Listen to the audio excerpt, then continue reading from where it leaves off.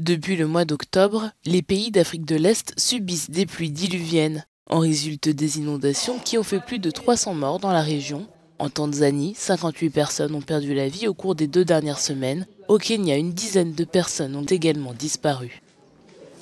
En 2019, alors que je récupérais mes affaires ménagères après les fortes inondations, quelque chose m'a piqué la jambe, ce qui s'est avéré très grave et m'a amputée.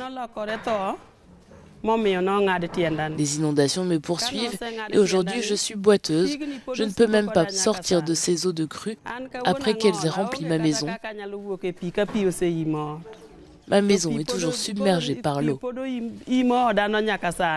endommageant les infrastructures et poussant les personnes vivant dans les zones inondables à se déplacer. Les fortes pluies font presque partie des événements météorologiques inévitables des habitants de ces régions, habitués à vivre au gré de ces crues à chaque saison des pluies. Depuis le début des pluies, j'ai perdu 8 bovins, 8 poulets et 9 chèvres. Même la maison d'où je vous parle est détruite. Et c'est la 5e fois que je la reconstruis. Je ne sais pas quoi faire. C'est un problème qui revient dans ma vie chaque année quand il pleut. Au Kenya, la montée des eaux du lac Tanganyika a englouti des centaines de maisons de l'un des plus grands quartiers de pêcheurs de la ville de Kalemi. Les habitants sinistrés se démènent seuls pour sauver ce qu'ils peuvent de leur logement.